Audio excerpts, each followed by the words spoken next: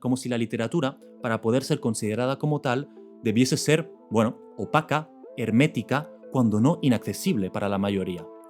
Lo siento, pero el rompecabezas no tiene ningún valor literario en sí mismo, por sí solo.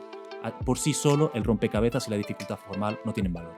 Se trata de un arte, de proponer un arte, entre comillas, violento, violento en el sentido en el que hay algo en él que te destruye, ¿no? Si no, ¿qué interés tiene esto? Eh, el arte tiene que proponer algo que te destruye, pero que al mismo tiempo que te mata, te da las herramientas para renacer. Y para renacer mejor, más completo, ¿no? Porque me parece a mí que la literatura, el arte, las humanidades, en tanto que actividades inútiles y a mucha honra, inútiles y a mucha honra, solo pueden atraer a la gente por la pasión que despiertan, por el entusiasmo que alientan, por el sentido que construyen. Hola a todos, espero que estéis pasando un buen final de año 2022 y si las celebráis, que estéis pasando unas buenas fiestas. El vídeo de hoy es un poco distinto a lo que hemos hecho hasta ahora en el canal. En este fin de 2022 y inicio de 2023 quisiera compartir con vosotros algunas reflexiones sobre el estado actual de lo que nos interesa aquí, en el canal, es decir, del arte y de las humanidades en nuestras sociedades, digamos, occidentales, ¿no? Y de sus futuros y de sus posibles futuros más o menos probables. Las ideas para este vídeo me vinieron leyendo dos artículos distintos que al parecer no tienen ninguna relación entre sí, pero yo creo que sí tienen todo que ver, tienen un montón de relaciones entre ellos, ¿no? Uno es un artículo de The Guardian en inglés, que no leeremos en detalle, pero que viene a subrayar la caída vertiginosa durante los últimos años de la working class, de la clase obrera, de las personas de clase obrera que se dedican a las humanidades o a las artes y las que siguen estudios de humanidades o de artes, ¿no? Y que subraya este artículo que la cifra de estas personas que se dedican a las humanidades se ha dividido por dos desde los años 70 hasta ahora. El otro artículo es una especie de doble artículo un poco curioso que salió en el Cultural y que, bueno, pues con la ocasión de 2022, ¿no? Celebración del centenario del Ulises de James Joyce y de tantos otros hitos literarios de las vanguardias, es un artículo que parece lamentar la falta de dificultad, entre comillas, en la narrativa contemporánea y que se pregunta si a los escritores contemporáneos les falta audacia, ¿no? A primera vista, como os decía, parece que estos dos artículos no tienen nada que ver, pero a mí me parece que tienen todo que ver. Vamos a empezar evocando rápidamente algunas cosas que dicen los autores en este artículo del que os acabo de hablar, el de la audacia de los escritores después de James Joyce. Lo voy a criticar y a cuestionar y de ahí saltaremos a todo lo demás que os quiero decir en este vídeo sobre la crisis actual de las humanidades y la que yo veo como única forma, en mi opinión, de salir de ella, de salir de esa crisis, ¿no? En este vídeo me voy a ir mucho por las ramas. Así que, bueno, esto puede ser bastante largo, no sé cuánto va a durar, pero puede ser bastante largo, así que poneros cómodos. Esto va a irse por todos lados, voy a hablar de un montón de cosas distintas, voy a seguir las ramificaciones de lo que he ido pensando a raíz de la lectura de estos artículos, sin necesariamente seguir una estructura muy clara, así que estáis avisados, esto se va a ir, esto se va a desmadrar. Así que nada, vamos allá.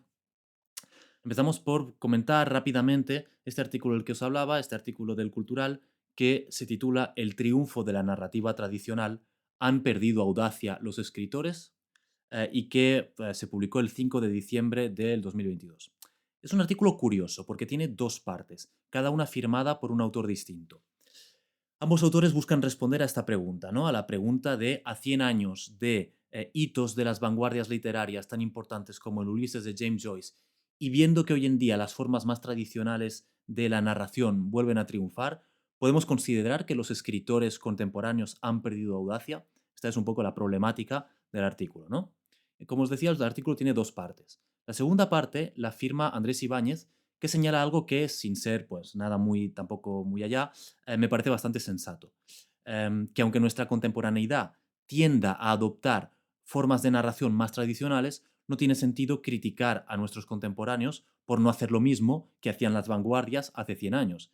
Y subraya Ibáñez que en ese sentido sería lo mismo que haberles pedido a los escritores de las vanguardias que hicieran lo mismo que hacían los escritores más rompedores del siglo XIX, ¿no? Del siglo anterior. Cito una frase de Ibáñez: creer que porque Joyce hizo esas cosas raras y maravillosas con las palabras, todos los que venimos detrás tenemos que hacer lo mismo, sería igual, exactamente igual, vaya, que suponer que Joyce debería haber hecho lo mismo que Flaubert y las cosas raras y maravillosas que Flaubert hizo con las palabras. Luego evoca una enumeración interesante de escritores, desde Joyce hasta Cartarescu, el escritor rumano, que según él no han dejado de proponer revoluciones literarias o revoluciones en la forma de escribir narrativa durante los últimos años o las últimas décadas, ¿no?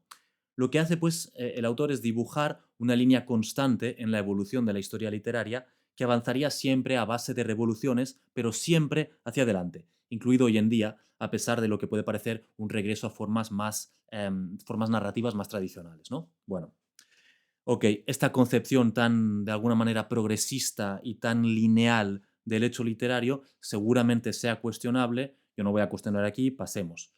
Lo de que no sirve para nada criticar a los contemporáneos por no querer hacer lo mismo que Joyce y la contradicción que ahí subyace, sí me parece muy apropiada. Eso sí, me interesa más que veamos lo que dice la primera parte del artículo, firmado por Sabina Urraca, por lo tanto antes de la parte firmada por Ibáñez, ¿no?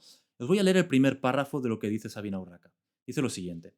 Este verano hice y guardé una captura de la siguiente frase de un usuario de una red social. Estoy leyendo un libro que parece estar hablándome a mí, poniendo por escrito lo que pienso, subrayándome como persona. Fin de la cita. Sentí verdadera inquietud ante esa visión de la literatura como lugar plácido, como espejo en el que verse guapo. A 100 años de la publicación del paseo más incómodo de la literatura, el Ulises de Joyce, siento que el riesgo literario se asfixia, se minimiza. Bueno, voy a comentar un poquito esto. El tuit en cuestión, este que cita, puede entenderse de varias maneras. Nada deja suponer que esa identificación del lector vaya aquí en el sentido de la placidez en la experiencia literaria. Si fuera el caso, si estuviéramos hablando de una experiencia narcisista, de una literatura que complace al lector mostrándole un reflejo elogioso, sería algo que, como a Sabina Urraca, a mí también me preocuparía, la verdad. Así que digamos que en esa preocupación coincidimos, enteramente.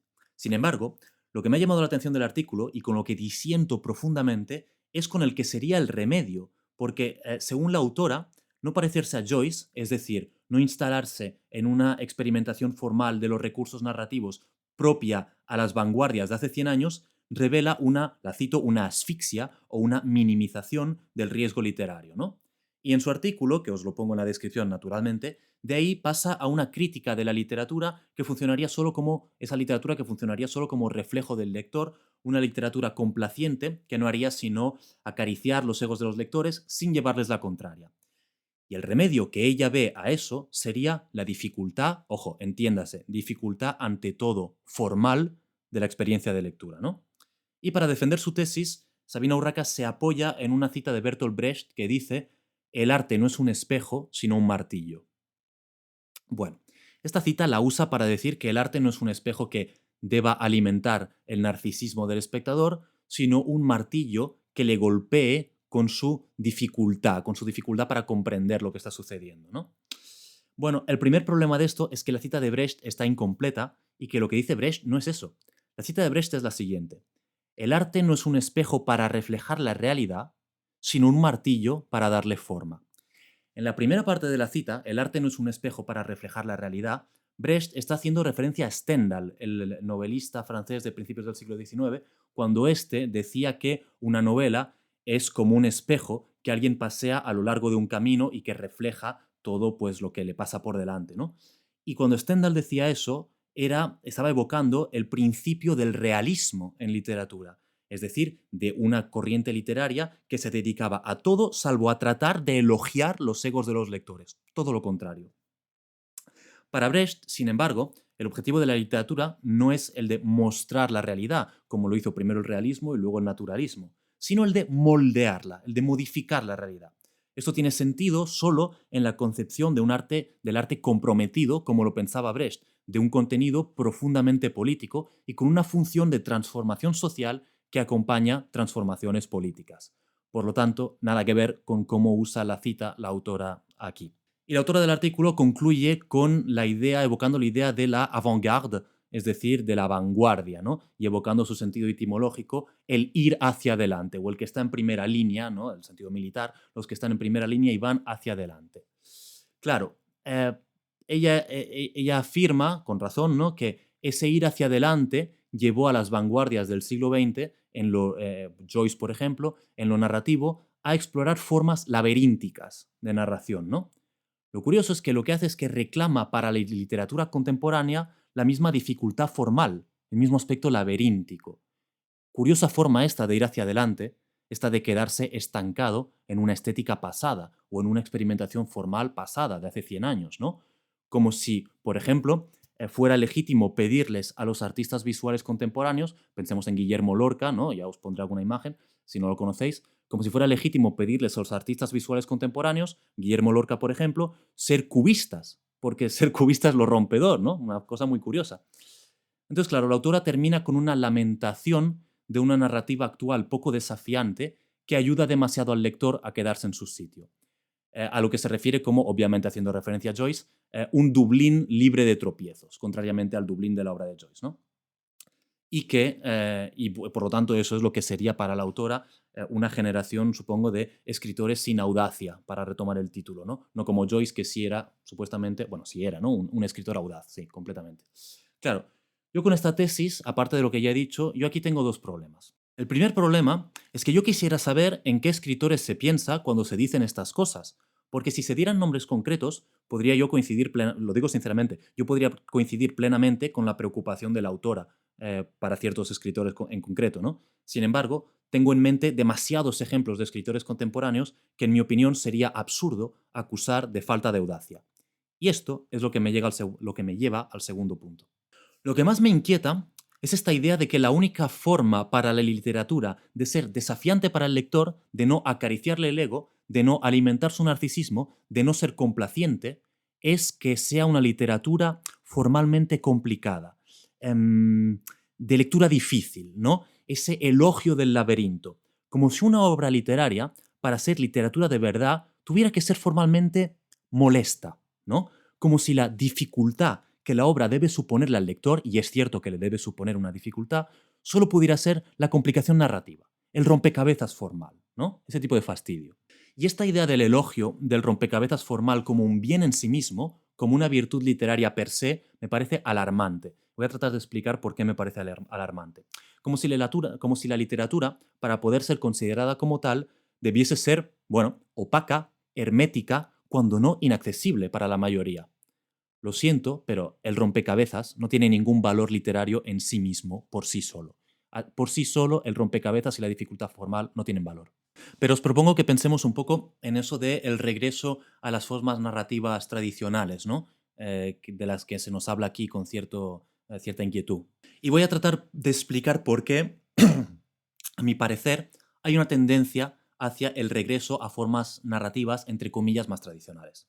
Ahí primero tenemos que tener presente cierta historia en literatura de lo que al final del siglo XX y principios del siglo XXI, desde las vanguardias, ¿no? Empezando por las vanguardias a principios del siglo XX, pero sobre todo a finales del siglo XX y principios del XXI, ha culminado una historia que ha culminado en lo que a mí me gusta llamar los ilegibles, ¿no? La literatura ilegible. ¿A qué me refiero con esto? Primero me refiero al gesto enormemente poderoso, ¿no? Y enormemente necesario e innovador de las vanguardias de las primeras décadas del siglo XX, ¿no? Ese gesto, esa idea vanguardista, es decir, de ir hacia adelante, ¿no? Y de la experimentación, etcétera, ese gesto, para los herederos de las vanguardias, creó una suerte de mito, ¿no? De la innovación formal. Es decir, que para escribir algo que tuviera valor había que innovar, y había que innovar formalmente, ¿no? De alguna manera. Claro, eso luego evoluciona hacia gente pues, que todos conocéis, ¿no? Como Cortázar con Rayuela y la idea de la antinovela, ¿no? En Francia se empieza a complicar más cuando aparece el Nouveau Roman, la corriente de la nueva novela, ¿no? Con novelas como Les Gommes o La Jalousie de Robbe-Grillet o L'Emploi du Temps de Butor, es decir, novelas sin personajes o casi sin personajes, sin linealidad cronológica, sin una estructura narrativa estable, con una narración llena de agujeros, extremadamente confusa, ¿no? Todo hecho para desorientar al lector, ¿no? Y que este tipo de experimentos, ¿no? Como estos del Nouveau Roman, por cierto, que también luego hablo de esto, de la Nouvelle Autobiographie, de la nueva autobiografía, que luego lo comento, culminan en el siglo XXI en lo que a veces se ha venido a llamar el postmodernismo o el realismo histérico de autores como David Foster Wallace en Estados Unidos, ¿no? Y esa novela tan descomunal que es The Infinite Jest, La broma infinita, que, claro, es literalmente para mí es como el colmo, la culminación de lo ilegible, ¿no? Porque es una novela monumental que funciona con una estructura narrativa extrañísima, que tiene notas al pie y las notas al pie reenvían a notas a final de volumen, que reenvían a otras notas y al final, pues claro, para leer una página de esa novela tienes que haber recorrido la novela entera de nota en nota y leer una página te toma 10 minutos y es un ilegible, ¿no? Y está hecho en ese sentido, ese es el sentido del título, ¿no? La broma infinita, The Infinite Jest. Ese libro, esa novela, es una broma irónica, ¿no? Y es infinita porque nunca lo vas a terminar de leer, ¿no? Es el colmo de lo ilegible, ¿no? Lo postmoderno de David Foster Wallace. Bien, yo no digo que estas obras, sobre todo estas últimas, no digo que no tengan valor, obviamente. Lo que estoy diciendo, o lo que trato de decir es que, con todo el sentido que tiene o que ha tenido históricamente producir este tipo de obras, a mi entender, son obras que a fin de cuentas, hoy en día, se nos antojan como más fáciles de admirar que de disfrutar. Esto es muy importante. Y es que el disfrutar de la lectura, el hallar placer en lo que se lee, en el texto, es aquí un elemento clave. Y ahora mismo voy a volver a esto. Vamos a integrar otros elementos antes de volver a esta idea del placer. Y es que, claro, después de las rupturas vanguardistas en literatura, en estudios literarios y en filosofía, etcétera, etcétera, después de las vanguardias llega el estructuralismo, y luego llega el postestructuralismo, y luego llega el posmodernismo, y la denuncia característica de estos movimientos, su denuncia de los metarrelatos o de las metanarrativas, ¿no? De la revelación, que tenían toda la razón, la revelación de los metarrelatos o de las metanarrativas como, como ficciones, ¿no? Absolutamente, como ficciones que hay que cuestionar, que hay que deconstruir para ver cuáles son las dinámicas de poder, digamos, ¿no? y de interés que se están moviendo en esos metarrelatos o en esas metanarrativas que son, una vez más, ficciones insuficientes, ¿no? Y que sirven a ciertos intereses, ¿no? Claro, esto lo vemos desde Foucault en los años 60 hasta el cuestionamiento definitivo de Lyotard en la posmodernidad en los años 80, ¿no?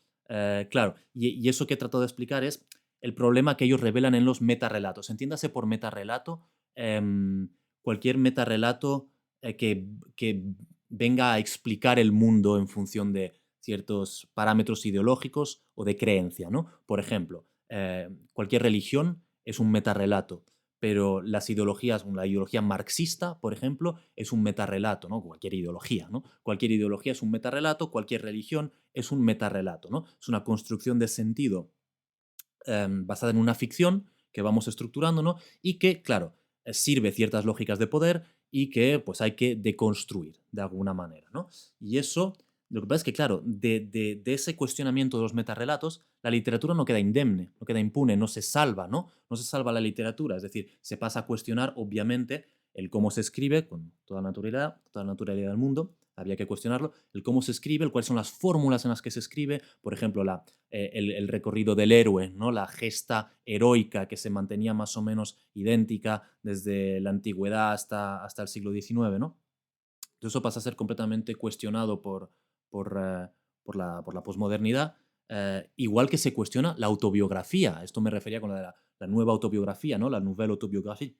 Claro, ¿cómo se cuestiona la autobiografía? Pues igual que cualquier otro relato o metarrelato, una autobiografía es una ficción. Decía Alain Robbe-Grillet en Francia que, claro, cualquier gesto autobiográfico es un gesto completamente ficticio porque yo, por ejemplo, no viví mi vida en pretérito imperfecto, ¿verdad? Entonces, claro, yo escribo mi autobiografía en pretérito imperfecto. Yo vivía en España cuando... Bueno, pero yo es que no lo viví eso en pretérito imperfecto. Entonces ya nada más que el representarlo de esta manera ya, ya es un acto de ficción, ya estamos construyendo una ficción, ¿no? Y en ese sentido, claro, tenía toda la razón, no se puede escribir una autobiografía, porque siempre un ejercicio imposible, siempre un ejercicio de ficción. Y de ahí la idea de Roland Barthes, el otro crítico francés, que decía que acaso la única forma de escribir algo parecido a un texto autobiográfico era la idea de los biografemas, es decir, de episodios sueltos, recuerdos, episodios sueltos que no estén conectados entre sí por ninguna narración coherente en términos cronológicos y en términos de sentido y de significación, ¿no? Porque esa coherencia que nosotros encontramos en nuestra vida, ¿no? Porque pasó esto, luego sucedió esto, y luego tal otra cosa, y luego hice esto por tal otra razón. Todo esto es una ficción, ¿no? Son ficciones que nosotros creamos, que nosotros construimos, ¿no? Entonces la idea de Roland Barthes era, bueno, biografemas, ¿no? un flash de un episodio que nada tiene que ver, que no se estructura de ninguna manera con los demás flashes de otros episodios, lo cual sería, a su entender, como el único modo más o menos razonable de escribir algo que se parezca al autobiográfico, ¿no? Claro, lo que pasó en esos años es que se desmanteló completamente la lógica del relato, ¿no? De alguna manera, con esa denuncia de los relatos y metarrelatos como construcciones completamente ficticias, ¿no? Y que todo eso está muy bien, el atacar la estructura del relato, ¿no? Todo el sistema de lo narrativo, ¿no? Todo eso está muy bien. La verdad es que lo que no siempre se ha tenido en cuenta, o sobre todo no lo han tenido en cuenta los herederos del postestructuralismo, es que el relato para el ser humano, el relato, la narración tradicional, es una necesidad. Lo necesitamos. Estamos sedientos de ello. En este caso, el caso de, hablando de esta gente, el caso de Roland Barthes, que no era postestructuralista, pero el caso de Roland Barthes es muy interesante, puesto que al final de su vida se da cuenta de que Barthes, que muere en 1980, si no me equivoco, Barthes al final de su vida, en los años 70, se da cuenta de que, bueno, que habla del placer del texto, du plaisir du texte, el placer del texto, y se da cuenta de que, pues resulta que después de todas estas historias y todos estos cuestionamientos, haya mucho más placer leyendo unas páginas de Chateaubriand, de Mémoires d'Outre-Tombe, de las Memorias de Ultratumba de Chateaubriand, escritor romántico de principios del siglo XIX, que escribió sus memorias según una lógica autobiográfica completamente tradicional, más tradicional imposible, pero que tenía una escritura extraordinariamente exquisita, manejaba la pluma ese hombre como un dios.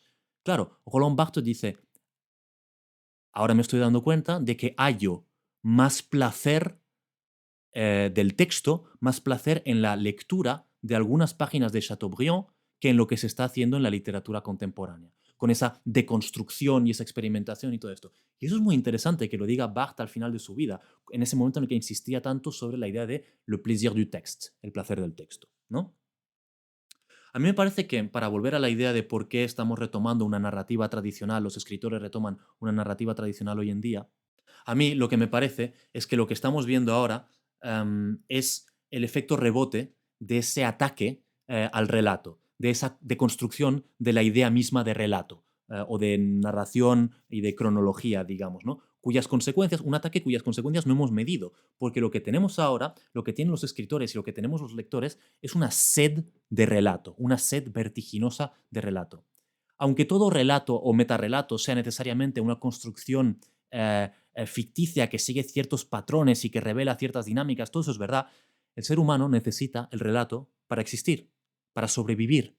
Pensamos en historias, pensamos en cuentos, pensamos en relatos. Incluso nuestra vida la pensamos en relato. Aunque no hayamos vivido las cosas en pretérito imperfecto, las pensamos así. Y claro, creamos un relato así, a unas sabiendas de que es mayoritariamente una ficción, pero es que de eso se trata, ¿no? Y lo tenemos que saber, pero es que de eso se trata. Y el relato realmente, incluso para pensar nuestras vidas, para pensar el mundo, para pensar las relaciones sociales, para pensar lo político, el relato lo necesitamos tanto como el agua, tanto como el oxígeno, tanto como la comida. El relato es una necesidad vital. Entonces, por eso me parece a mí que estamos viendo como un regreso de las formas de narración más tradicionales, ¿no? Pero volvamos un segundo a esta idea de que dice el artículo de la falta de audacia de los escritores. Porque yo quisiera preguntarme, ¿qué es la audacia en un escritor? Claro, si la audacia de un escritor es deshacerse de formas tradicionales de narratividad, esto está más que hecho. Esto ya se ha hecho mucho, ¿no? El buscar una innovación formal que se aleje de las formas tradicionales de la narración es, de alguna manera, el gesto más tradicional posible en el siglo XXI. Es un gesto extremadamente tradicional, cuando no reaccionario, incluso, ¿no? Me parece a mí que la cobardía sería más bien seguir reproduciendo o intentar seguir reproduciendo el gesto de la vanguardia, un gesto que, pues sacado de su contexto, pierde su sentido, ¿no? De hecho, yo donde veo audacia es en atreverse a retomar la estructura narrativa más o menos tradicional, sabiendo que tanta gente te puede acusar de facilidad o de complacencia o te puede considerar como un escritor a medias o hasta un escritor de mentira, ¿no? Yo recientemente veo audacia, sobre todo si hablamos de lengua española, en particular en Latinoamérica, en el renacer de una escritura que a mí me parece que es una escritura de la imaginación desbordante, ¿no? En los últimos meses he estado atrapado en una, que los que seguís el canal pues ya os habréis dado cuenta, he estado atrapado en una espiral de literatura argentina contemporánea, que es lo que tengo más fresco en la mente, así que de esto voy a hablar. Vamos a ver, ¿cómo podemos acusar de falta de audacia a una escritora como Mariana Enríquez y su imaginación desbordante, ¿no? Esa literatura de lo fantástico, esotérico y al mismo tiempo tan concreto y tan importante, ¿no? Tan crucial, tan serio y tan extraño, ¿no? Lo mismo con Samantha Schweblin y esa estética de la incertidumbre, ¿no? De esa pregunta que se formula siempre y que nunca tiene respuesta, que es también de una imaginación desbordante, cómo lo combina, ¿no? Ahora estoy leyendo a María Gainza, una otra escritora argentina, ¿no? Estoy leyendo, que seguramente muchos lo conoceréis, un libro que se llama El nervio óptico y que es interesantísimo cómo narra, pues lo que podrían ser biografemas incluso, ¿no? Narra como distintos episodios de, no sé bien si es su vida, si estamos en autoficción o en qué pasa exactamente, pero eso de la autoficción no es lo que me interesa, lo del biografema no es lo que me interesa. Lo que me interesa es cómo toma un episodio vital y lo pone en relación sistemáticamente, de forma muy sutil y muy elegante y muy bien hecha y muy imaginativa, con una obra de arte o con una corriente artística, como si hubiera, pero no de forma burda, sino como si hubiera un eco casi fantástico, casi metafísico, un ordenamiento trascendente de las cosas en la que la vida eh, es como un eco de la obra de arte. Eso que decía Oscar Wilde, ¿no? De la vida imita al arte más que el arte imita la vida. Es fantástico lo de María Gainza también, ¿no?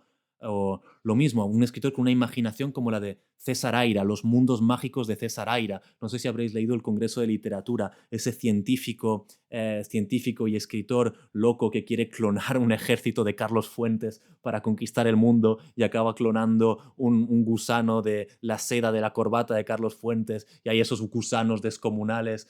Bueno, en fin, es increíble, es una literatura o sea, en lo narrativo bastante tradicional, pero desbordante de imaginación y desbordante de entusiasmo, ¿no? No sé, para mí, o sea, esto es la audacia de un escritor, ¿no? Lo demás es lo opuesto a la audacia de un escritor. Lo de repetir el gesto de la vanguardia porque sí es lo opuesto a la audacia, ¿no? Claro, y pensemos un momento lo que sería lo opuesto a la audacia de un escritor. ¿Cuál sería la cobardía de un escritor? Para mí, esta cuestión de la cobardía del escritor tiene que ver con la cuestión de la imaginación. De hecho, tiene que ver, contrariamente con todos los escritores que acabo de citar, tiene que ver con el estrepitoso fracaso de la imaginación en muchos escritores contemporáneos y con esta máxima tan tóxica, tan inepta, pero que hay tantos que parecen tomar tan en serio, como es eso de habla de lo que conoces. Habráse visto cosa más tonta, ¿no? O sea, ¿a santo de qué? Qué desierto, qué desértico, qué horror. Habla solo de lo que conoces, ¿no? Ese es el problema. La cobardía del escritor, cuando la hay, es el no atreverse a salir de su vida, de alguna forma, ¿no? O de lo que conoce, de su pequeña parcela, ¿no? Eso sí es una falta de audacia, me parece a mí. Obviamente todo esto es mi opinión, ¿no? No pretendo que vaya a misa, ni muchísimo menos, ni que sea indiscutible. Eso es lo que a mí me parece. Mis reflexiones en tanto que lector, ¿no? Pero, pero, pero a mí eso sí, el habla solo de lo que conoces sí me parece una falta de audacia, sí me parece muy complaciente. Yo creo que la audacia está en atreverse a ir más allá, ¿no? En ir más allá de su vida, en ir más allá de lo que conoces, es decir, en meterse en lo desconocido, ¿no? En adentrarse en el territorio desconocido y estar en el más allá de la imaginación, pero también en el más allá de la intensidad, ¿no? De la intensidad de lo que se narra en tanto que escritor, la intensidad en la emoción, en lo fantástico, en el realismo mágico, en lo más que realista, diría surrealista, pero claro, eso tiene otro sentido muy claro, ¿no? El más allá en la violencia, en lo sobrecogedor, en lo terrible, en una palabra, en lo bello, ¿no? En lo bello. La audacia está en lo que me parece que a mí que hacen estos escritores, que es revitalizar de formas muy distintas, pero revitalizar lo sublime de alguna manera, ¿no? La idea de lo sublime que, mal que bien, los herederos de las vanguardias habían ahogado, ¿no? Ahora me acuerdo de, claro, un usuario de YouTube que vio mi vídeo sobre Nuestra parte de noche de Mariana Enríquez y me dejó un comentario diciendo, muy buena novela, te tuerce el culo desde el primer capítulo. Shout out para ti. Exacto, pues que de eso se trata. Es que esa es la audacia. Y de eso se trata. Que una novela te tuerza el culo desde el primer capítulo. De eso se trata. Es decir, se trata de un arte, de proponer un arte, entre comillas, violento, violento en el sentido en el que hay algo en él que te destruye, ¿no? Si no, ¿qué interés tiene esto? El arte tiene que proponer algo que te destruye, pero que al mismo tiempo que te mata, te da las herramientas para renacer. Y para renacer mejor, más completo, ¿no? Atreverse a sondear esa oscuridad es, a mi entender, la audacia del escritor y la dificultad de la experiencia de lectura. No el laberinto considerado como una virtud en sí misma, para que el lector no esté demasiado cómodo. Habría que molestarle, ¿no? Hay que molestarle mareándolo, ¿no? Para que no esté demasiado cómodo. No, esa no es la audacia del escritor. Y ahora quisiera abordar un punto siguiente, que es tal vez el punto más importante. Y es que esta nostalgia por la complicación vanguardista, por una falsa dificultad de la lectura, yo la veo relacionada con el pésimo estado actual de las humanidades. Y voy a tratar de explicar cómo. Y esta vez voy a alejarme un poco del mundo de la creación, de los escritores, ¿no? Como he dicho hasta ahora, y me voy a ir un poco más al mundo académico y al mundo docente. Yo creo que resulta que los que miráis este canal lo sabéis, o imagino que lo sabéis, y creo que resulta bastante evidente para todo el mundo que las humanidades, en el sentido amplio, se están muriendo, ¿no? No parece fácil determinar qué lugar las humanidades podrían ocupar en nuestras sociedades, estas sociedades tan tremendamente utilitarias, ¿no? Y es que las humanidades, y en particular la literatura y el arte, no tienen utilidad, no existen en ese marco referencial o conceptual de lo útil, ¿no? No tienen una utilidad directa, no existen en el marco de lo utilitario. Por lo tanto, nuestras sociedades, en nuestras sociedades, la literatura, las artes, las humanidades, se ven relegadas a una especie de pasatiempo, a algo del orden del entretenimiento, ¿no? Y en todo caso, algo poco trascendente, ¿eh? Incomparable con los pilares de sentido que son la ciencia, la economía, la tecnología y, ante todo, la política, ¿no? Bueno, y vemos cómo cada vez más pues, la gente se dedica menos a las humanidades, las formaciones de humanidades se van cerrando. Yo que vivo en París lo veo, ¿no? En universidades que van cerrando las carreras, los grados de filología y en su lugar lo reemplazan con cosas del estilo de lenguas extranjeras aplicadas, ¿no?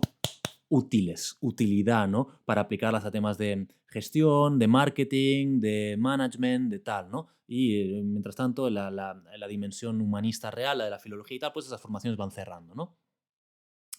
Que si esto os interesa, pues este tema es el con el que abrí el canal, con mi primer vídeo del canal titulado Humanidades inútiles, que bueno, os dejaré el enlace en la descripción para no repetir lo que dije en ese vídeo, ¿no? Pero me parece que la situación de las humanidades es obviamente, naturalmente, alarmante. Yo creo que esta crisis la podemos exteriorizar, podemos atribuir la culpa al sistema, podemos atribuirle la culpa al modelo neoliberal ultracapitalista, ¿no? Atribuirle la culpa de esta desaparición o extinción de las humanidades, y todo eso es cierto, y sería verdad, ¿no? Y sería completamente cierto atribuirle la culpa al sistema, de alguna forma, ¿no? En eso estaríamos de acuerdo. Pero creo que antes de hacer eso, los docentes, y yo me incluyo como docente, los docentes debemos cuestionarnos a nosotros mismos. Porque me parece a mí que la situación de las humanidades, la situación actual, es ante todo un fracaso nuestro del que debemos asumir la responsabilidad. Y digo que esto es un fracaso nuestro, de los docentes, porque durante demasiado tiempo se nos ha enseñado a hablar de las humanidades y del arte y de transmitir las humanidades y el arte sin pasión, sin entusiasmo. Y si no transmitimos la pasión por la literatura y el arte, no transmitimos su sentido. Y si no transmitimos su sentido, no nos puede sorprender que la sociedad las considere insignificantes, porque tienen toda la razón de considerarlas insignificantes si no las transmitimos con su sentido, con su significado. Yo, como algunos sabréis, tengo una carrera académica en las humanidades, ¿no? Yo soy profesor de instituto, pero acabo de terminar mi doctorado, mi tesis doctoral en poesía española del siglo XX, particularmente sobre Juan Ramón Jiménez, ¿no? Entonces tengo una carrera académica completa en humanidades, ¿no? Ya está, completada, terminada. Pero yo me rehúso a considerarme como meramente un académico, digamos, ¿no? Porque fijaos una cosa, yo desde que empecé mis estudios de literatura a los 18 años, hasta ahora que acabo de terminar mi doctorado con 32 años, siempre me han dicho, desde los 18 hasta los 32, o sea, por todos los sitios en los que he pasado, siempre me han dicho que al hablar de literatura, que no muestre entusiasmo. Por favor, no muestres entusiasmo. O sea, desde siempre me he visto confrontado por todas las personas que me han aconsejado, ¿no? en mi carrera, me he visto confrontado a una condena del entusiasmo, completamente compartida por todo el mundo, ¿no? ¿Por qué? Porque el entusiasmo se percibe como si ese entusiasmo, por lo que se estudia, revelara una mirada no científica, una mirada poco científica, poco seria, ¿no? Porque la obsesión académica en las humanidades es justamente esa, la de producir un discurso científico sobre las creaciones humanas. Pero ojo, una cosa que quede clara, yo a toda la gente que me dijo que no mostrara entusiasmo, yo le tengo un profundo agradecimiento. Y lo digo completamente en serio, porque soy consciente de que esa gente me lo decía porque estaban cuidándome, estaban cuidando de mí, porque querían que me fuera bien en la licenciatura, en el máster, en la tesis, ¿no? Y ellos sabían lo que el sistema esperaba de mí. Y como sabían lo que el sistema esperaba de mí era eso, me decían modera tu entusiasmo, no seas demasiado entusiasta. Esa gente me estaba cuidando, estaba velando porque a mí me fuera bien. Y yo se lo agradezco muchísimo, ¿no? Les agradezco muchísimo que hayan tenido ese cuidado y esa generosidad, ¿no? El problema no es suyo, el problema no es de la gente que me dijo y que le dice y que decimos y que transmite a los jóvenes que bajen el entusiasmo. El problema no es suyo personalmente, el problema es estructural, es sistémico, pero es un problema importante. Porque me parece a mí que la literatura, el arte, las humanidades, en tanto que actividades inútiles y a mucha honra, inútiles y a mucha honra, solo pueden atraer a la gente por la pasión que despiertan, por el entusiasmo que alientan, por el sentido que construyen. Prohibir o cohibir un estudio del arte y de las humanidades que privilegie la pasión, que privilegie el entusiasmo por lo que se estudia y lo que se transmite, sin perder nunca, eso sí, sin perder la mirada crítica, prohibir eso consiste en retirarle su sentido a las humanidades y al arte. Y si le retiramos el sentido, si las volvemos insignificantes, perdemos el derecho a quejarnos por su desaparición. Y esto es así. Entonces la pregunta es, ¿cómo hemos llegado hasta aquí? Bueno, yo no sé cómo hemos llegado hasta aquí, tal vez alguien lo sabe, yo no, pero yo lo que tengo es una teoría, que seguramente sea una teoría insuficiente, pero la voy a compartir con vosotros. Mi teoría es que cómo hemos llegado hasta aquí tiene que ver con los movimientos postestructuralistas de los años 60, el posmodernismo siguiente y los herederos, ¿no? Sobre todo los herederos de este movimiento de los años 60, ¿no? Encabezados en particular por figuras como Foucault, Lacan, Derrida y los herederos de estos tres, ¿no? De los que, bueno, gente de la que ya hemos hablado antes, en tanto que de constructores de todo relato o metarrelato, y que han tenido una influencia obviamente enorme y en más de un aspecto devastadora en todo el mundo occidental, entre comillas, ¿no? Yo veo que el problema surge o a mí me parece que el problema surge de dos ideas, básicamente, o de dos fenómenos. Uno, esta idea de estos movimientos postestructuralistas de los 60, en el que esa idea de que la realidad está siempre mediatizada por el lenguaje, ¿no? Hasta tal punto que la realidad sería casi concebida como una construcción lingüística, ¿no? Lo cual es absurdo y medio psicótico. Pero bueno, esa idea del lenguaje que lo mediatiza todo, que no hay contacto con la realidad sin estar mediatizado por el lenguaje. Tanto es así que el lenguaje construye la realidad, ¿no? Eso por un lado. Y por otro lado, a mí me parece que esos herederos de Foucault, esos académicos herederos de este movimiento postestructuralista, sentían una especie de complejo de inferioridad para con las ciencias naturales o las ciencias duras, ¿no? Como si hubiera que elevar las humanidades a la misma legitimidad que las ciencias naturales, ¿no? Y claro, ¿qué pasó ahí? O al menos es mi teoría. Es que como según ellos el lenguaje crea realidades, eh, pasan a inventarse una jerga opaca, una jerga completamente innecesaria, como para darse legitimidad a base de tecnicismos y de opacidad, imitando en este sentido las ciencias naturales, que usan tecnicismos, pero que usan tecnicismos porque los requieren, porque los necesitan. En realidad las humanidades casi nunca necesitan esos tecnicismos. Entonces esta gente, y Foucault es un ejemplo extraordinario, se ponen a practicar, y Lacan, bueno, Foucault, Lacan y Derrida son ejemplos extraordinarios, esta gente se ponen a practicar una escritura voluntariamente opaca y hermética. Era lo que a mí me parece que es una lógica de charlatán, ¿no? ¿Por qué digo que es una lógica de charlatán? Porque la idea era la siguiente, era que si yo escribo algo que no se entiende, si consigo escribir algo que no se entienda, eso significa que estoy escribiendo algo muy inteligente. Claro, y si la gente no entiende lo que escribo, significa que yo soy más inteligente que ellos y que ellos tienen que trabajar la inteligencia para entender esa profundidad de lo que yo estoy diciendo, ¿no? Porque no se entiende. Entonces, claro, es porque es extremadamente brillante y revolucionario e inteligente y tal. Es una lógica, es charlatanería. Entonces, claro, esa lógica combinada a eso que hacían tanto, que era el plagio sin citar, pues dio resultados maravillosos, ¿no? Como ya se sabe. Entonces, a partir de estas lógicas, se crean en las universidades, pasan a crearse en las universidades, en los departamentos de humanidades, conciliábulos herméticos de iniciados a los misterios del Foucaultismo o del lacanismo, ¿no? En el que todos los aprendices se ponen a hablar como ellos, ¿no? Todos los iniciados a esos misterios, como si fueran misterios órficos, tiene un punto religioso, se ponen a hablar como ellos, con esa misma jerga, ¿no? Con ese mismo idiolecto hermético y opaco, ¿no? Claro, y esto que quiero subrayar es muy importante. Lo que se crea a través de ese lenguaje voluntariamente opaco, compartido solo por un mismo cenáculo o por un mismo conciliábulo, lo que se crea es una élite. Lo que se crea es una élite intelectual. Se crea, y sobre todo, se crea una dinámica de elitismo. ¿Sí? Se cierra el acceso a las humanidades a cualquiera que no esté familiarizado con esa jerga posmoderna. Se producen textos que para la inmensa mayoría de la población de repente son ilegibles, puesto que están escritos con la voluntad y con la intención de no ser entendidos, salvo por los cuatro iluminados del cenáculo Foucaultiano, ¿no? Paralelamente, en esos cenáculos se llevan a cabo unas disecciones de las obras de creación humana, como en tanto que esas obras serían solo reveladoras de, por ejemplo, en el caso de Foucault, dinámicas de poder, ¿no?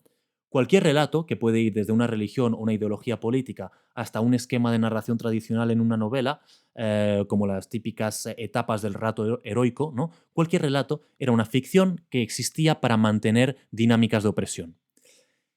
Entonces, claro, eso es la iluminación postestructuralista, ¿no? La deconstrucción, ¿no? De esos relatos fundamentales o esos metarrelatos fundamentales, ¿no? La deconstrucción que revela las lógicas de opresión, ¿no? Como una especie de iluminación de lo que se nos había estado escondiendo durante tantos siglos, ¿no? Claro, eso implica una cosa. Tiene bueno, tiene varias consecuencias, ¿no? Pero una de las consecuencias que tiene es que de repente implicarse con entusiasmo en un relato era una cosa de repente muy naif, muy inocente, muy tonta, puesto que estabas cayendo en la trampa de unas dinámicas de poder que ni siquiera sospechas al mostrar entusiasmo por un relato, ¿no? O por una creación humana, por un producto artístico, ¿no? Si muestras entusiasmo, si estás entusiasmado por ese producto artístico, por esa obra de arte, si te dejas poseer por esa obra de arte, estás siendo muy naif y muy tonto porque no la estás deconstruyendo para revelar cuáles son las lógicas de poder que hay detrás, ¿no? Lo que se requería, pues, era una lectura fría, cuyo objetivo no era ensalzar la obra, no era alzarla, elevarla todavía más, cuyo objetivo era más bien disecarla y, en muchos casos, rebajarla. Y es que, claro, a partir del momento en el que se revela todo relato o metarrelato como una ficción, es más, no solo como una ficción, sino como una ficción para nutrir dinámicas de poder opresivas, creerse un relato o participar en él de forma entusiasta, y con esto me refiero, por ejemplo, a mostrar entusiasmo por el argumento de una novela, por la evolución del personaje, por la gesta heroica, o por un cuadro, por una obra de arte, por una canción, ¿no? Mostrar entusiasmo se convierte en una ingenuidad pueril. Eres, básicamente, un pobre inocente que cae en la trampa, que no es lo bastante listo, lo bastante inteligente, lo bastante revolucionario, lo bastante iluminado para deconstruir eso que te está sucediendo, las dinámicas de poder que estás permitiendo que operen sobre ti, ¿no? Ya no se puede decir que tal obra es hermosa, bella, genial, increíble, sobrecogedora, sublime, magnífica. A partir de ahora, lo más que se puede decir es que algo es interesante. Très intéressant, très intéressant. Oh, c'est très intéressant ça. Claro, el entusiasmo, la emoción, se convierten en marcas infalibles de ingenuidad cuando no de estupidez. Y lo que queda es esa especie de mm, mediocridad burguesa del burgués que observa con desdén una obra de arte diciendo, "Mm, c'est très intéressant. Qué interesante, qué interesante". Esa burguesada elitista y condescendiente espantosa. Perdón, es que me caliento. No quería yo calentarme tanto hoy, pero es que me caliento. Estos temas me calientan. Pero me parecía importante hablar de ello. Bien, lo que queda, por lo tanto, es lo que a mí me gusta llamar la sonrisa burlona posmoderna, ¿no? O el rictus burlón y sonriente posmoderno. Ese que, ese que busca ser más listo que nadie y hablar de todo con condescendencia y que practica esa forma tan exagerada de elitismo. El elitismo del conciliábulo opaco y, sobre todo, la ironía posmoderna. La ironía, la expresión facial emblemática del posmodernismo es la sonrisa irónica. Es la sonrisa del que se cree más listo que todo el mundo y que habla con ironía de las cosas, ¿no? Que, por cierto, la ironía, si sabéis cómo funciona estilísticamente, ¿no? En tanto que recurso de estilo, la ironía es siempre una forma de poner algo a distancia, de distanciarse de algo, ¿no? De tomar distancia para con algo, es decir, de no implicarse, de rechazar lo carnal y lo pasional. Es un enfriamiento distante. Eso es la ironía, ¿no? Y claro, luego nos extrañamos, y vuelvo al segundo artículo del que os hablaba, el artículo de The Guardian, luego nos extrañamos de que haya menos gente de clases populares y de clases obreras que se metan en las humanidades y en las artes. Claro, es que estos supuestos radicales, herederos de las movidas de los años 60, estos supuestos radicales, estos supuestos revolucionarios, que todos son supuestamente izquierdistas, han convertido las humanidades en las disciplinas más elitistas que existen, más opacas, más herméticas y más cerradas que existen. Son como conciliábulos a los que el pretendiente ha iniciado solo puede entrar con contraseña, si conoce la contraseña, ¿no? El elitismo, la frialdad, la condescendencia, la sonriente mueca del posmodernismo ha hecho históricamente las cosas muy difíciles. Claro, entre el elitismo que rezuman las humanidades y el hecho de que en las carreras humanísticas y artísticas no hay trabajo, ¿verdad? Porque esta sociedad tan ultrautilitaria no lo valora, pues entre estas dos cosas, ¿cómo vamos a sorprendernos de que la gente de clase trabajadora no se meta en las humanidades? Es que aquí enlazo, claro, con el otro artículo del que os hablaba, ¿no? Yo soy desde hace ya bastantes años profesor en institutos de barrios muy marginales del extrarradio de París. Y le doy clase a chavales de familias en situaciones muy difíciles, muy, muy difíciles. Y claro, a muchos de mis alumnos no les falta sensibilidad artística, no les falta curiosidad, no les falta ganas, no les falta entusiasmo.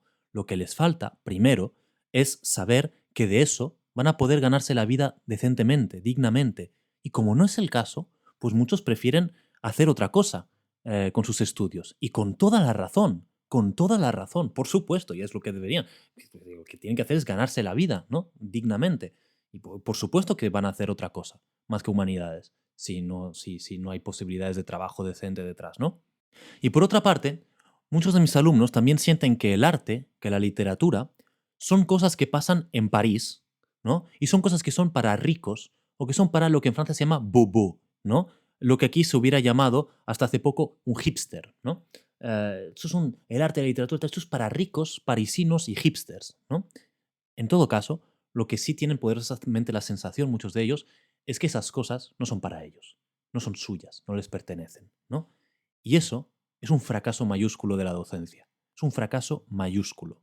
Y podemos que estos chavales consideren que las grandes obras de arte, del arte y la literatura de este mundo no les pertenecen, que eso son cosas de otros, cosas de ricos, cosas de burgueses y de hipsters y de bobo, que consideran que eso no les pertenece, es un fracaso. Es un fracaso estrepitoso, mayúsculo. Y nosotros podemos lavarnos las manos y culpar al vago e impreciso sistema por este fracaso. pero la culpa, al menos en parte, la tenemos nosotros. Claro, la pregunta, algunos están preguntando, bueno, pero ¿y tú? O sea, yo en mi caso, ¿por qué decidí dedicarme a la literatura? Claro, yo decidí dedicarme a la literatura a estudiarla, sí, pero ante todo a escribirla, a practicarla, ¿no? Y claro, yo no sé por qué decidí meterme en la literatura y hacer de la literatura y de las artes y de las humanidades pues toda mi vida, ¿no? Porque mi compromiso con eso es total, ¿no? Todo lo que hago. Am, yo imagino que eso viene en parte, pues obviamente viene de mi biografía, ¿no? Seguramente habrá muchísimos factores de los que no soy consciente. Uno de los factores principales será pues lo que veía en mi casa de niño, ¿no? Porque yo tengo padres que son sensibles obviamente a estas cosas, ¿no? A la literatura, al arte, a la filosofía, entonces eso siempre estuvo presente en mi casa y seguramente pues ahí desarrollé cierto principio de interés por eso, ¿no? Pero lo que también recuerdo muy bien, aparte de lo que viví, lo que vi en casa, lo que recuerdo muy bien es una profesora de instituto mía, que no la voy a nombrar porque no tengo permiso, pues no sé si tengo permiso para que la nombre, no sé si quiere que la nombre o no, pero sé que a veces ve el canal, así que si lo estás viendo sabes que hablo de ti. Una profesora de instituto que nos hablaba de arte y de literatura, nos hablaba de artistas apasionados y nos hablaba ella con pasión, transmitía pasión en lo que decía, ¿no? Y entusiasmo. Recuerdo sus clases sobre el romanticismo, sobre Byron, sobre Goya, ¿no? Era un entusiasmo, ella transmitía esa pasión, ¿no? Hablaba de gente apasionada y hablaba de forma apasionada. Y lo que sentíamos los alumnos era pasión, ¿no? Entonces, claro, eso me marcó profundamente y me dio ganas de, pues una vez que uno encuentra ese sentido, ¿no? En el arte y en las humanidades, pues casi que uno no tiene elección, ¿no? La única elección era tirar por ahí después, ¿no? Am, Claro, pero es que luego hice el resto de mi carrera académica y tanta fue en mí la influencia de este análisis forense y post-mortem y frío de lo artístico que se hace en lo académico, que durante unos años hasta sentí vergüenza de mi entusiasmo por la literatura y por el arte. Me avergonzaba, como si ese entusiasmo, como si esa pasión fueran, bueno, una ingenuidad adolescente, como si yo ya estuviera mayor y tuviera que ponerme a hacer cosas de mayores, ¿no? Esto es análisis literario, frío, descarnado, en una perspectiva puramente analítica y puramente científica, ¿no? Cosas de mayores, que lo de la pasión era una cosa de adolescente, ¿no? Todo póstumo, de alguna manera, todo post-mortem.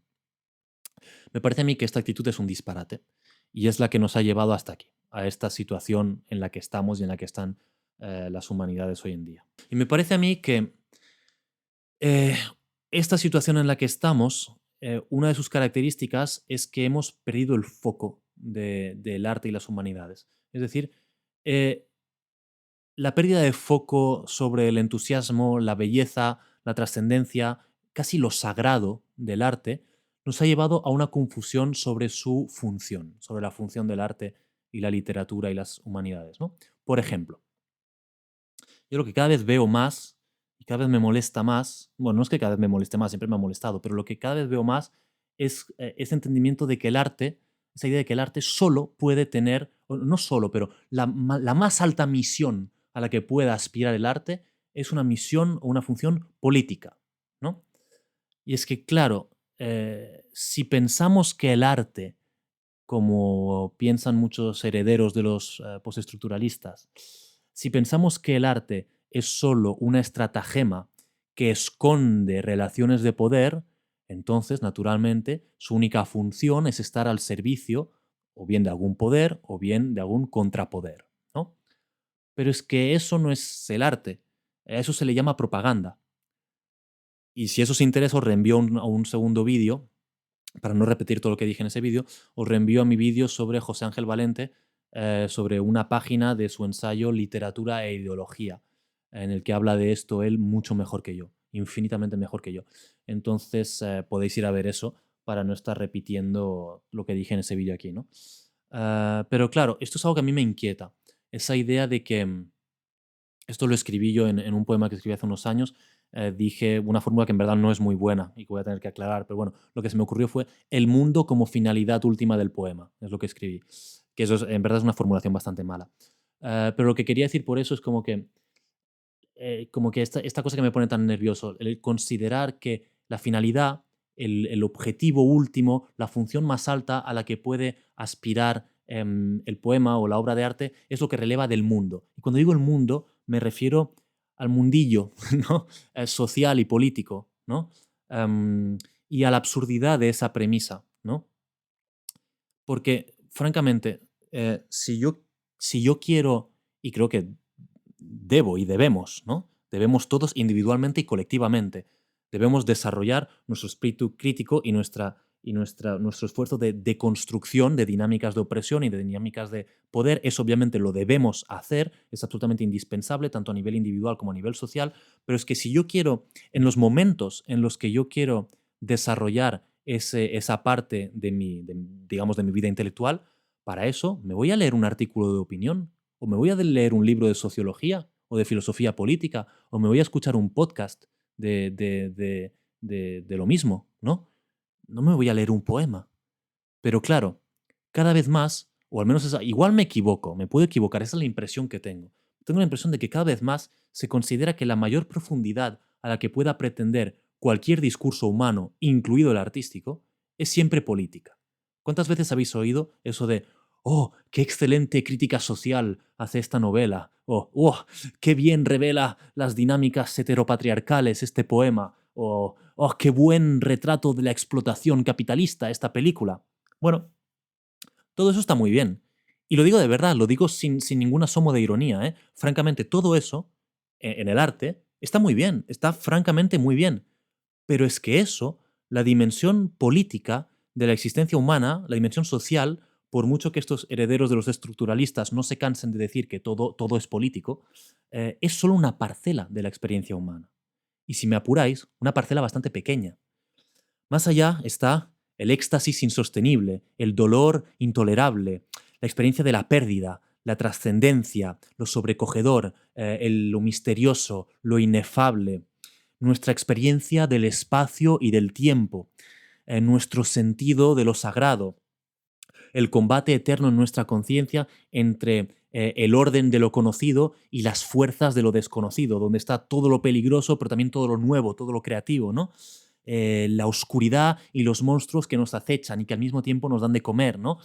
Todos esos aspectos de la experiencia humana que sin la literatura, sin el arte, no podríamos explorar, pues no tendríamos las herramientas para hacerlo y que acabarían con nosotros. Esto me recuerda, que creo que alguna vez ya lo he comentado en el canal, una entrevista que le hice hace ya bastantes años a Raúl Zurita, el poeta chileno, en el que me dijo, la poesía no sirve para nada, pero sin la poesía, la humanidad desaparece en los 5 minutos que siguen.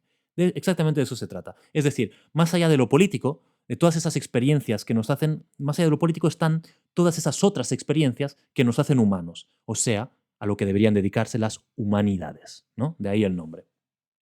Y ante todo, para mí, la conciencia humana, el misterio de la conciencia humana y sus límites, ¿no?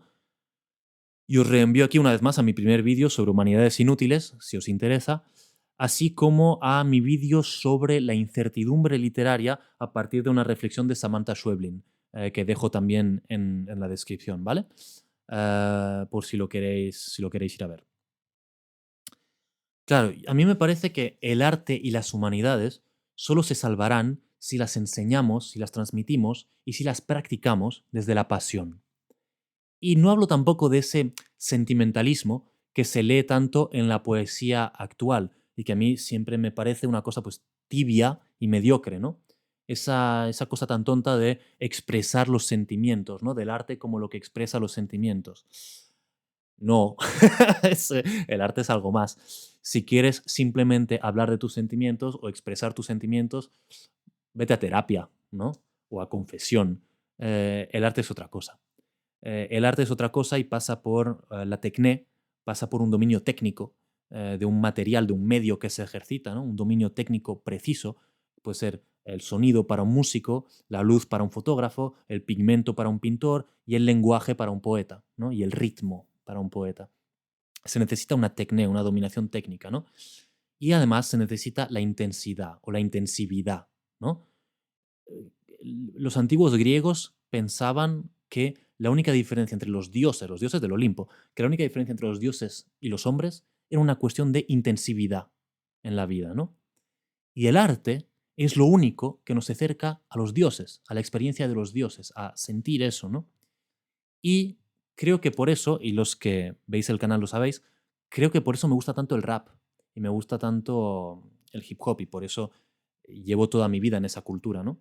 Toda mi vida en la cultura del rap y del hip hop.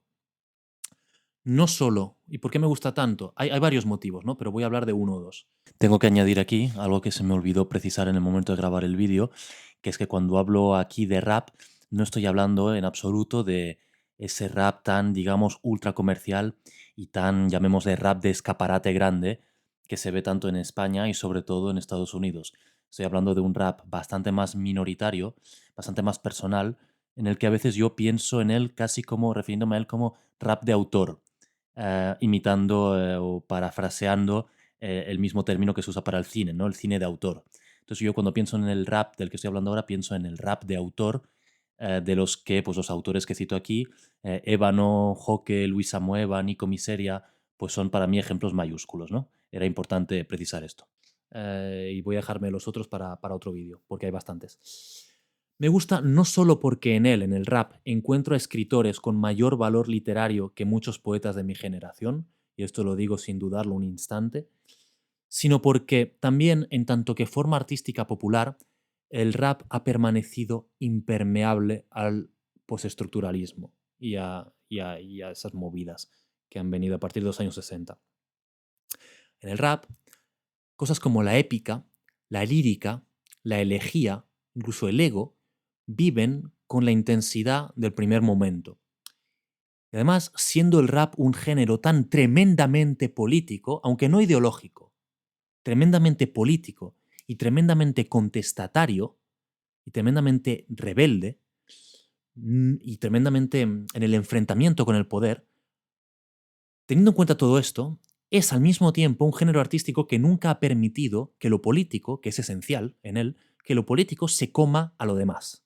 Es decir, que el discurso político en el rap se crea con la misma legitimidad que la elegía, la lírica o la épica, porque se crean desde la creencia.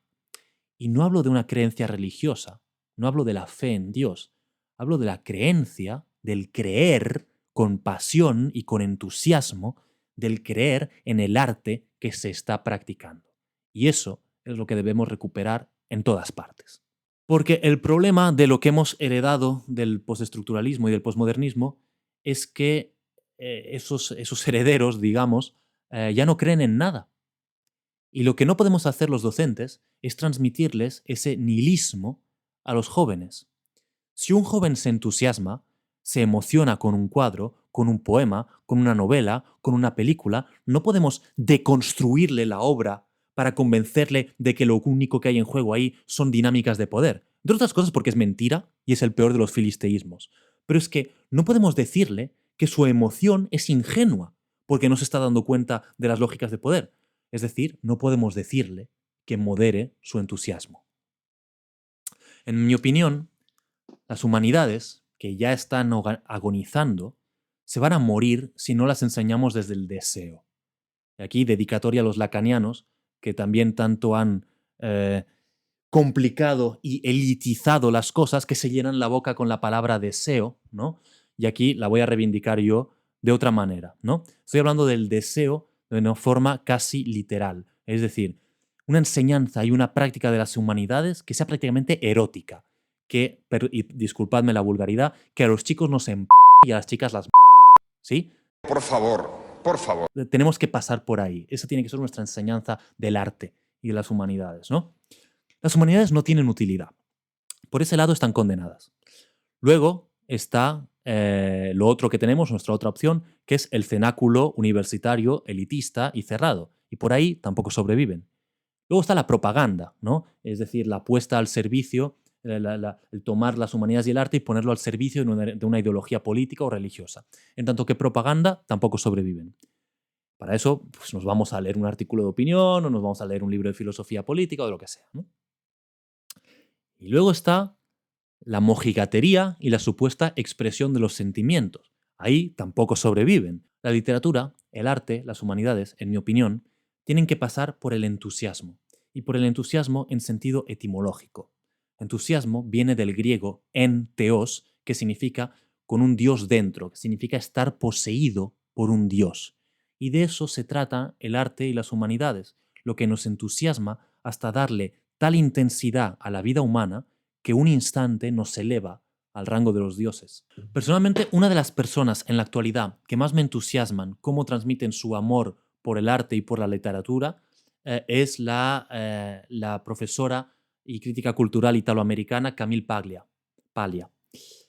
Es una persona súper controvertida y que a mí me entusiasma. Y para mí, el modelo de transmisión de lo que debe ser la transmisión de la pasión por el arte es ella hablando del desenlace de La venganza de los Sith. Sí, de La venganza de los Sith, la tercera película de las precuelas de Star Wars, Revenge of the Sith, La venganza de los Sith, ¿no?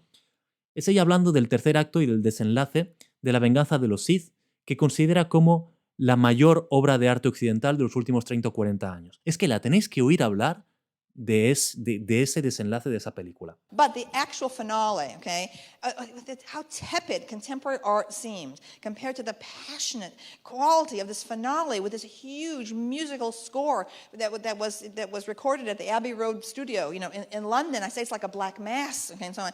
And you're getting this tremendous duel that's like dance theater, the longest duel ever filmed, okay, is this duel. And it is no computer speeding up, okay. These two actors, okay, Hayden Christensen and Ewan McGregor, they did that, and for months they learned this sword play. It's absolutely phenomenal. It is dance. This is contemporary dance, all right?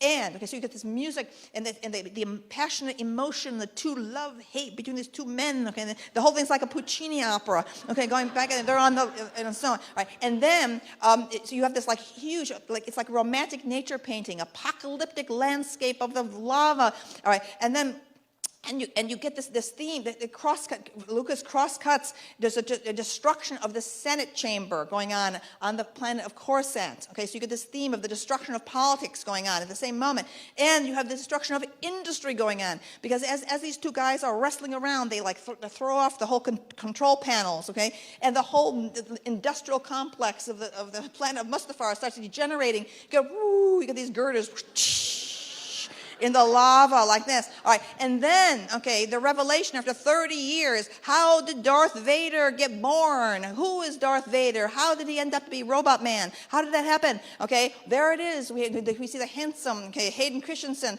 as Anakin Skywalker, okay, getting like he loses his arms and his legs. Then he catches on fire from the volcano. He incinerates all these horrors and so on. And then finally his broken body is taken. It's surgical droids putting him together. Okay, it's like a Frankenstein monster thing. Cross-cutting to Natalie Portman dying in childbirth. Okay, all right, okay. It's fine. Luke and Leia, whom we met. They're born. Luke, Leia. Okay, they're born. Okay, and so on. And then after all these horrors, okay, incredible control, unbelievable control of tone. All right.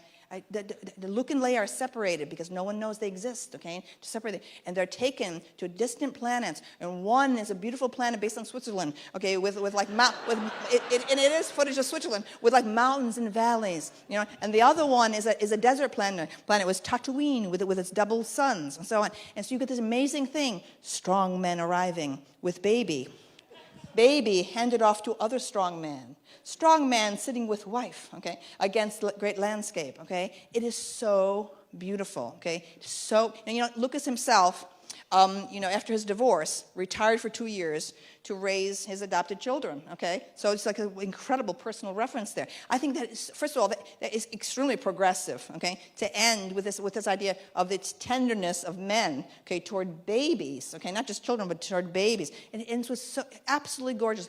I'm saying, my God, okay? Nothing has been produced, I'm serious, nothing in the last 30 years in any of the arts, okay, has been produced as emotionally compelling and significant as the finale of Revenge of the Sith.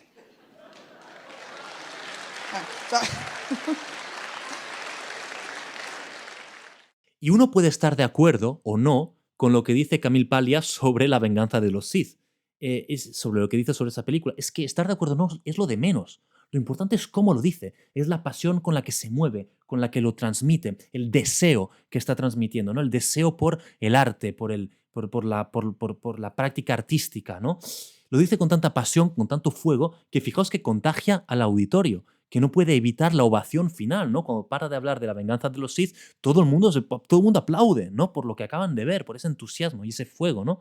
Y claro, nos acercamos de nuevo a eso que señalaba Roland Barthes como algo tan importante, le plaisir du texte, el placer del texto, ¿no? Y claro, para regresar a otro punto que decía antes, yo os dije que esto se iba a ir por las ramas, la audacia actual de escritores como Mariana Enríquez, como Samantha Schweblin, etc., es que crean ignorando la sonrisa torcida, burlona y condescendiente del posmodernismo.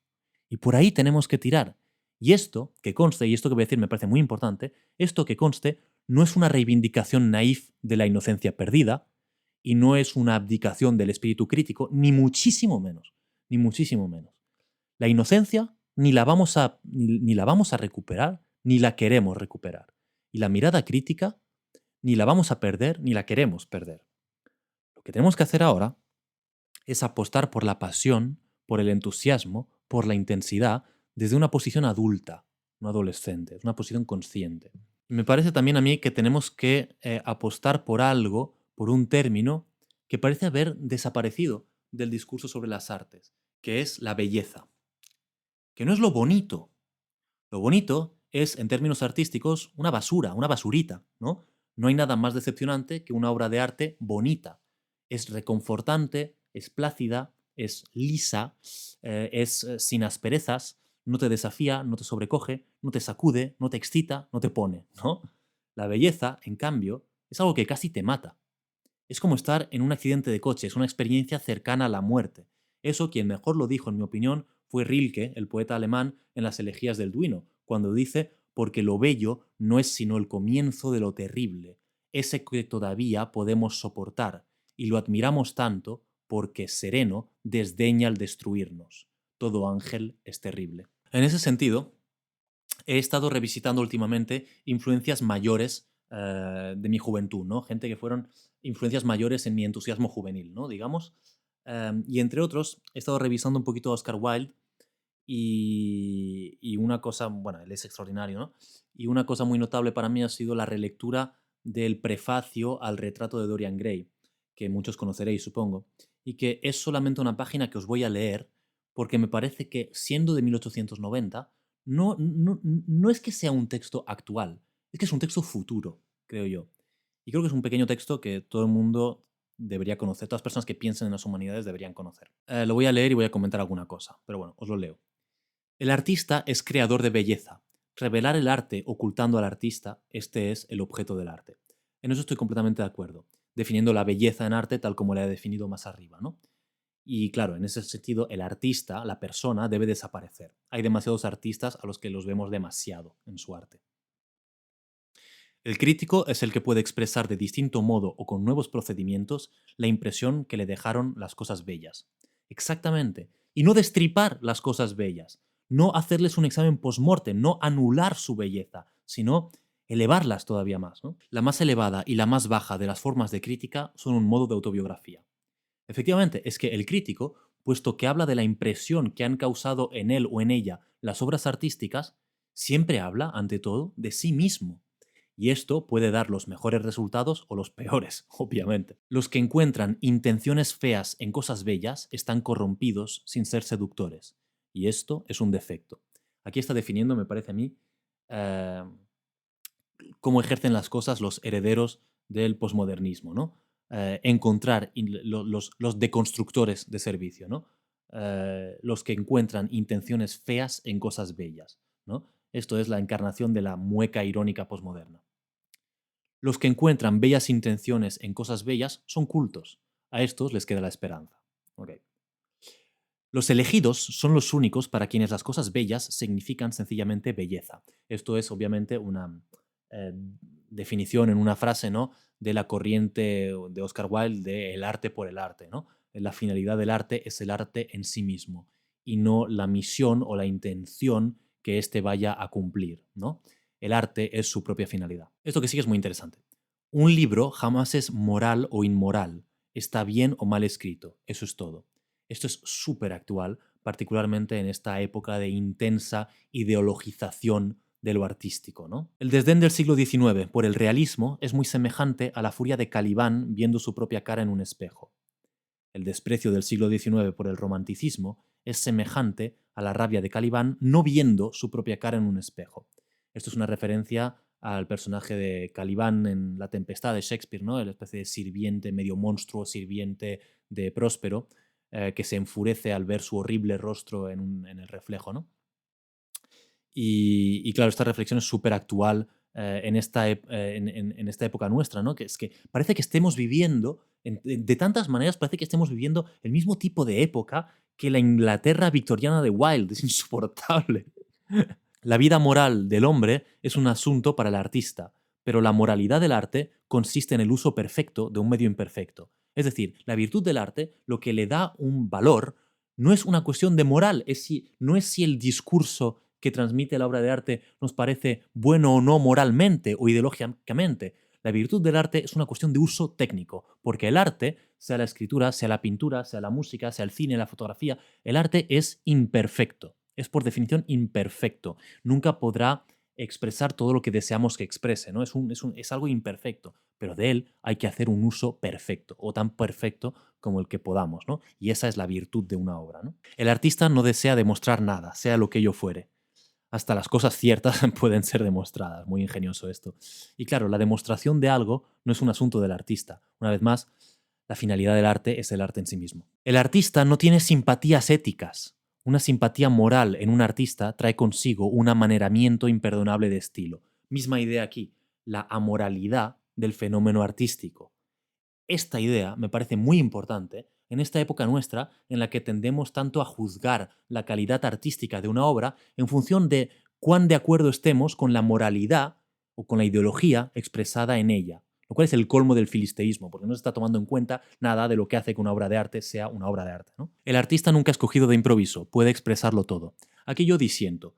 El artista no puede expresarlo todo, y menos mal que no puede expresarlo todo. Si no, agotaría la fuente misma de lo artístico, que es lo indecible, el misterio y hasta lo impensable, ¿no? Para el artista, el pensamiento y el lenguaje son los instrumentos de un arte, el vicio y la virtud sus materiales. Esto del lenguaje como instrumento enfurecería a los nuevos postestructuralistas, me encanta. Desde el punto de vista de la forma, el modelo de todas las artes es la música. Desde el punto de vista del sentimiento, la profesión del actor. Todo arte es a la vez superficie y símbolo. Los que buscan bajo la superficie lo hacen por su cuenta y riesgo. Lo mismo les acontece a los que intentan comprender el símbolo. Me gusta este anuncio de la amenaza que representa el arte, ¿no? Que representa la belleza, porque el arte siempre es algo que, pues explorar una obra de arte de verdad, uno lo hace a su cuenta y riesgo, porque siempre tiene algo peligroso, siempre tiene algo destructor, ¿no? Siempre es un cuestionamiento del que lee o del que contempla. Una obra de arte de verdad te cuestiona, ¿no? Y es lo contrario a la complacencia. El objetivo es destruirte y darte los instrumentos para renacer. No es a la vida, sino al espectador a quien refleja verdaderamente el arte. Aquí retoma la idea de lo que decía Calibán, ¿no? Lo que decía sobre Calibán. Pero es un reflejo que cuestiona, no es un reflejo complaciente, como decía Sabina Urraca, al contrario. La diversidad de opiniones sobre una obra de arte indica que la obra es nueva, compleja y vital. Cuando los críticos difieren, el artista está de acuerdo consigo mismo. Y fijaos en lo que sigue. Podemos perdonar a un hombre el haber hecho una cosa útil mientras no la admire. La única disculpa de haber hecho una cosa inútil es admirarla intensamente. El arte es absolutamente inútil. Y no lo podría expresar mejor. Así es. El arte es absolutamente inútil. Y sin embargo el arte, la literatura, que yo lo incluyo dentro del arte, y las humanidades, lo son todo. Son la estructura de nuestras vidas. Son el marco que nos permite sobrevivir a la incertidumbre, enfrentarnos a ella en esos momentos en los que todas nuestras otras herramientas se han vuelto inoperantes. Para sobrevivir en esos momentos solo queda el arte, y eso es lo que nos hace humanos. Tanto nos hemos alejado del animal, de la naturaleza, que lo que nos debería alarmar ahora es convertirnos en autómatas, en robots, porque lo humano, oh sorpresa, son las humanidades. Y yo creo que los que hemos sufrido en carne propia la castración y el rigor mortis posmoderno, académico, debemos tomar la decisión de abandonarnos al deseo y al entusiasmo en su sentido etimológico, ¿no? Es decir, a la posesión, al dejarse poseer. Y frente al arte, lo que hay que tener es una actitud reverencial. El contacto con el arte es un contacto erótico, es un contacto sexual. Al arte se le hace el amor. Basta del rigor mortis académico, basta de la autopsia, basta de la emoción tibia, basta del recato de mojigato, ¿no? Sin la belleza, con mayúsculas, nos morimos. Y basta del filisteísmo infame del elitismo, ¿no? Y de la, en fin, de estas cosas, ¿no? Dios mío. ¿Queréis un ejemplo de elegía perfecta contemporánea? Id a escuchar Last Two People on Earth de Ébano y Luisa Mueva. ¿Queréis un ejemplo de épica perfecta contemporánea? Id a escuchar BBO de Joque y Luisa Mueva. ¿Queréis ver cómo se hace la lírica más genuina hoy en día? Id a escuchar cualquier cosa de Nico Miseria. Desde sus primeros proyectos, Los Patrás, hasta tercer verano del amor. Id a escuchar a esta gente, que de hecho Nico Miseria, vamos a hablar muy pronto de él en el canal. Y queréis que el arte os tuerza el culo, como decía la persona que comentó mi vídeo de Mariana Enríquez, pues id a leer Nuestra parte de noche de Mariana Enríquez, o id a leer Pájaros en la boca de Samantha Schweblin. Y si estas obras no os matan y os hacen renacer, que de eso se trata, de matar al espectador y de darle los medios para renacer, pues oye, si eso no os sucede, seguid leyendo a Emmanuel Carrère o lo que sea que leáis, pero a los jóvenes entusiastas dejadlos en paz, ¿vale? Y a los jóvenes que estéis viendo esto y que os estéis planteando un futuro en las humanidades, yo lo primero que os diría es que penséis bien en vuestro futuro. Lo primero. Vamos primero a una cosa, digamos, una consideración muy pragmática, ¿no? Que es pensar que las humanidades están en un punto muy jodido y que por lo que tenéis que estar es por poder vivir y sobrevivir, ¿no? Así que bueno, empezad por preguntaros esto. Pero en segundo lugar, si decidís, a pesar de todo, dedicaros a las humanidades, es decir, si estáis teniendo esa experiencia del arte y de la literatura y de lo humanístico, en el que en realidad no es que vosotros elegís eso, sino que eso os elige a vosotros, es decir, que no hay elección posible, como me pasó a mí, pues ok, tirad para adelante con eso, pero en ese caso tenéis una misión.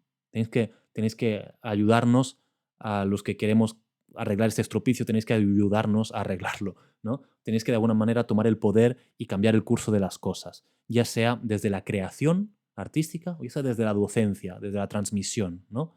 En cualquier caso, no perdáis el entusiasmo, que es lo que hace que las humanidades sean humanas. Y de alguna manera, esa transmisión de el arte y la literatura con entusiasmo y con pasión es la que yo querría que fuera la misión de este canal, o al menos lo que yo trato de hacer.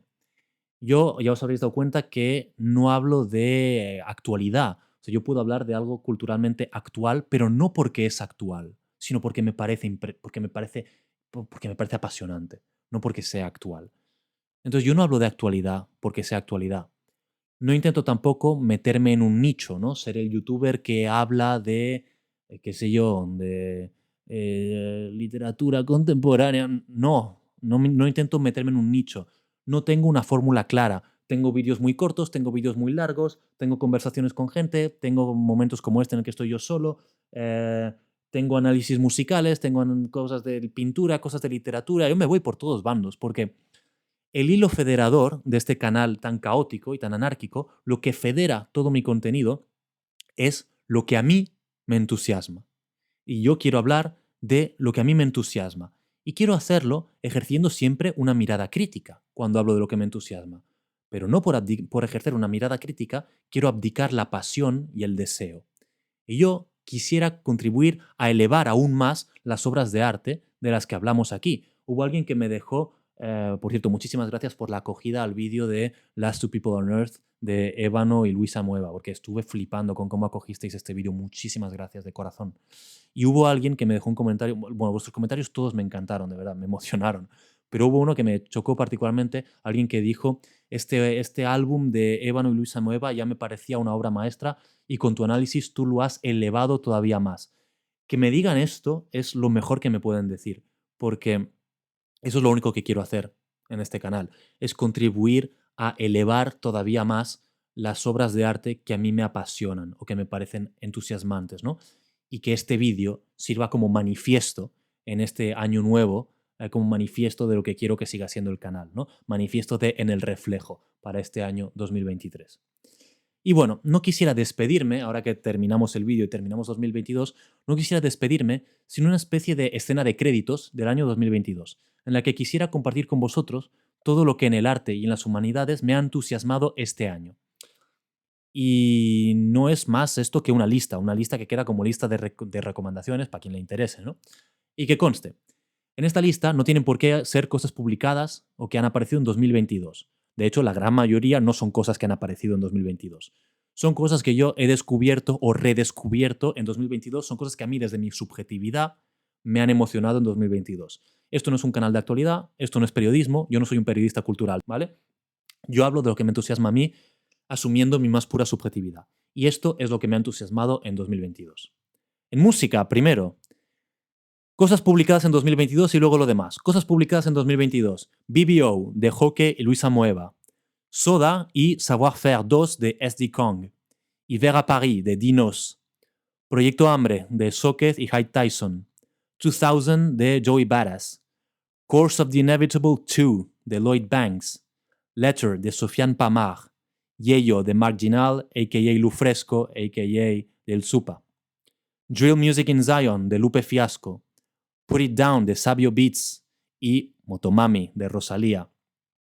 Y luego lo que no son cosas de 2022, pero que están en mi heavy rotation, lo que no dejan de maravillarme siempre cada vez que lo escucho, independientemente del año. Nico Miseria, cualquier cosa de él, lo que sea, Nico Miseria. Ébano, Last Two People on Earth, con Luisa Mueva. Lloyd Banks, sobre todo Course of the Inevitable, parte 1. Joven Polanca, de Hyde Tyson. A la Prima, SD Kong. Lo que pilléis de Kiamya, Kiamya, que a mí me parece que es la joya oculta del rap español, de la que también hablaremos un día en el canal. The Doors, lo que sea donde esté Jim Morrison, mi animal espiritual, The Lizard King, Jim Morrison. Lana del Rey, sobre todo Born to Die y Paradise, ese primer álbum con la expansión Paradise es una maravilla. Lay Low, sobre todo L'étrange histoire de Mr. Anderson y Trinity. Rosalía, El mal querer, que he seguido bumpeando. El madrileño, de C. Tangana. Las niñas del corro, Ona Bugeisha. C. Terrible, lo que sea de él, su energía es infecciosa. Dinos, sobre todo Stamina. Damso, lo que pilléis de él. Yendri, lo que pilléis de ella. En libros, literatura, lo que más he leído por culpa de mi tesis doctoral ha sido Juan Ramón Jiménez, así que no puedo sino recomendaros a Juan Ramón Jiménez, sobre todo Espacio y Tiempo, los dos poemas que he trabajado en mi tesis. María Zambrano, José Ángel Valente, tanto como poeta que como teórico. La poesía de Juan Eduardo Cirlot. Cualquier cosa que haya escrito Mariana Enríquez, que para mí está en relectura permanente, heavy rotation. Cualquier cosa que haya escrito Samantha Schweblin, que lo mismo. El nervio óptico, de María Gainza. Cualquier cosa de César Aira. Y algo que no había leído hasta ahora, Último Round, de Julio Cortázar. En el arte visual, Heinrich Füssli, del que he hecho un vídeo por la expo que vi. Munch, una exposición de Munch extraordinaria que vi en el Museo de Orsay, en París. Increíble. El arte de las civilizaciones precolombinas del Machu Picchu, extraordinario. Un libro de Jean Clair, un crítico de arte francés, que se titula Méduse, sobre las representaciones de la medusa o la gorgona en las artes visuales.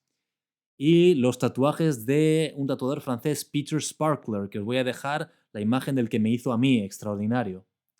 En el cine, ha sido para mí un año con muy poquito cine, pero cualquier cosa con Luis Zaera, qué pedazo de actor. Y en otras cosas más relacionadas con la filosofía, con el pensamiento, etcétera, etcétera, y con el contenido también de YouTube, etcétera. El feminismo de Clara Serra, entusiasmante. El redescubrimiento después de 4 o 5 años de Camille Paglia, de la que os hablaba antes, y el podcast de Lex Fridman, The Lex Fridman Podcast. Y hasta aquí, lo voy a dejar aquí, vamos a dejar el vídeo aquí, que ya es lo bastante largo. No me queda sino desearos un excelente final de 2022. un excelente inicio de 2023 y vamos a seguir con más cosas y sirva esto como... me he soltado un poco hoy, me he calentado un poco, pero bueno, de eso se trata de calentarse. No olvidéis lo que os digo siempre, dadle like si podéis, si os ha gustado, suscribiros al canal y dadle a la campanita para recibir notificaciones y seguidme en redes sociales para estar enterados de lo que voy sacando. Y nada más, nos vemos en el próximo vídeo que será el primero del próximo año. Hasta la próxima.